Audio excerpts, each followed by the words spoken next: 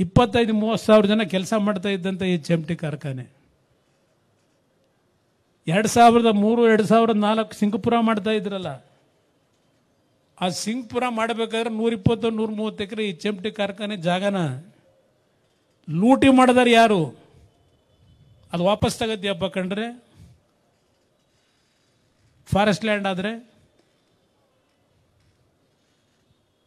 150-160 ಎಕರೆನೂ 2003-4 Singapore ಮಾಡ್ತೀವಿ ಅಂತೇಳಿ ದೋಚಿದ್ರಲ್ಲ,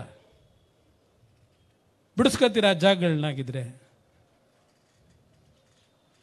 ಇದು ಈ ರಾಜ್ಯ ಯಾಕೆ ನಡೀತಾ ಇದೆ ಯೋಚನೆ ಮಾಡಿ. ನನಗೆ ಒಂದು ಕಡೆ ನರೇಂದ್ರ ಮೋದಿಯವರ ನಾಯಕತ್ವದಲ್ಲಿ ನಮ್ಮ ಮಂಡ್ಯ ಜಿಲ್ಲೆ ಜನ ಹಠ ಮಾಡಿ ನನ್ನ ಕರ್ಕೊಂಡೋಗಿ ಚುನಾವಣೆ ನಿಲ್ಲಿಸ್ಕೊಂಡಿದ್ರಿಂದ ಇವತ್ತಲ್ಲೇನೋ ಮಂತ್ರಿ ಆಗಿದ್ದೀನಿ. ಮಂಡ್ಯ ಜಿಲ್ಲೆ ಜನರ ಕೊಟ್ಟಿರ್ತಕ್ಕಂಥ ಕೊಡುಗೆ. ಒಂದು ಕಡೆ ಅಲ್ಲಿ ದೇಶದ ಮಟ್ಟದಲ್ಲಿ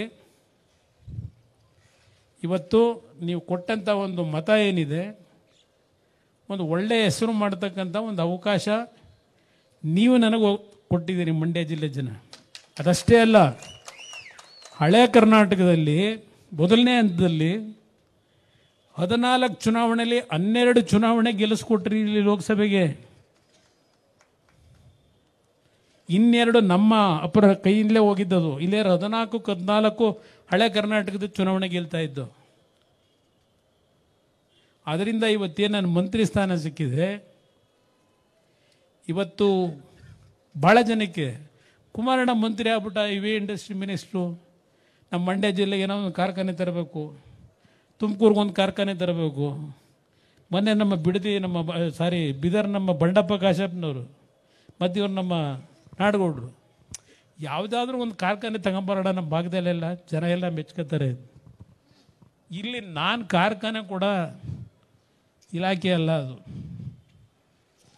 ಭಾಳ ಜನಕ್ಕೆ ನಾನು ಮೇಜರ್ ಇಂಡಸ್ಟ್ರೀಸ್ ಮಿನಿಸ್ಟ್ರು ಅಂದರೆ ಕಾರ್ಖಾನೆ ಪ್ರಾರಂಭ ಮಾಡೋದು ನನ್ನ ಕೈಲಿದೆ ಅಂತ ಕೆಲವರಲ್ಲಿ ಆ ಭಾವನೆ ಬಂದು ಹೋಗ್ಬಿಟ್ಟಿದೆ. ಆದರೆ ಅಲ್ಲಿ ನನ್ನ ಕೆಲಸವೇ ಬೇರೆ. ಆದರೆ ಏನೊಂದು 40 ಹೆಚ್ಚು PSUಗಳಿವೆ. BHEL ಒಂದು ಬಿಟ್ಟು ಇನ್ನು ಉಳಿದಿದ್ದೆಲ್ಲ ಕ್ಲೋಸ್ ಆಗಿದೆ.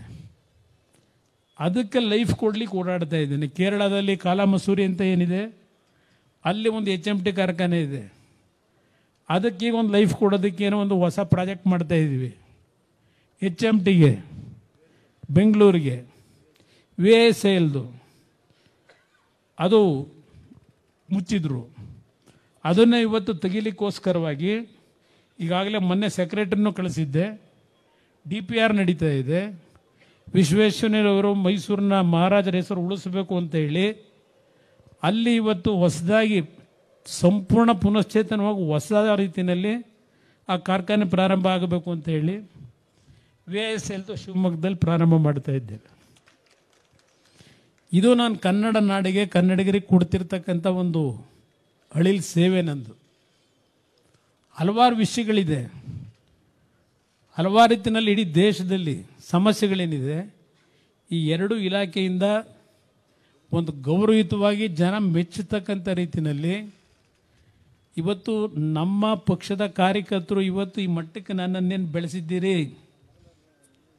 ಇವತ್ತೇನಾದರೂ ಕುಮಾರಸ್ವಾಮಿ ಅಂತಕ್ಕಂಥ ಒಂದು ಹೆಸರನ್ನ ನಾಡಿನ ಜನ ಮಾತನಾಡಿದ್ರೆ ಅದಕ್ಕೆ ಕಾರಣ ನಿಮಗೆ ಸೇರಬೇಕದು. ನಿಮ್ಮ ದುಡಿಮೆ ಮೇಲೆ ಇವತ್ತು ನಾನು ಇಲ್ಲಿರೋನು. ಇವತ್ತು ಈ ರಾಜ್ಯದಲ್ಲಿ ಈ ಸರ್ಕಾರ ಯಾವ ರೀತಿ ನಡೀತಾ ಇದೆ, ಯಾವ 2,000 ರೂಪಾಯಿ ಅದೆಂಥದ್ದು ಗೃಹಲಕ್ಷ್ಮಿ ಯೋಜನೆ ಇವ್ರು ಹಾಕಿದ ಟ್ಯಾಕ್ಸ್ ರೀತಿ ನಾನು ಟ್ಯಾಕ್ಸ್ ಹಾಕಿದ್ರೆ ತಿಂಗಳಿಗೆ 5,000 ರೂಪಾಯಿ ಕೊಡ್ತೀನಿ ಗೃಹಲಕ್ಷ್ಮಿ ಯೋಜನೆಯಲ್ಲಿ. ಯಾವ್ಯಾವುದಕ್ಕೆ ಎಷ್ಟೆಷ್ಟು ಟ್ಯಾಕ್ಸ್ ಹಾಕೊಂಬಂದವ್ರೆ. ಬೆಂಗಳೂರು ನಗರ ಬಡವರೇನಾದ್ರು ಬದುಕಲಿಕ್ಕಾಗುತ್ತಾ? ಆ ಪರಿಸ್ಥಿತಿ ಇದೆಯಾ? ಏನು ನುಡಿದಿದ್ದೇ ನಡೆದಿದ್ದೇವೆ. ಮಾತು ಕೊಟ್ಟಿದ್ದು 5,000 ಕೋಟಿ ಇದೆ ಅಂತದ್ದು ಉತ್ತರ ಕರ್ನಾಟಕಕ್ಕೆ, ಕಲ್ಯಾಣ ಕರ್ನಾಟಕಕ್ಕೆ 2 ವರ್ಷದಲ್ಲಿ 5,000 ಪ್ರತಿ ವರ್ಷದ ಕೊಟ್ಟವರ. ಖರ್ಚಾಗಿದೆಯಾ?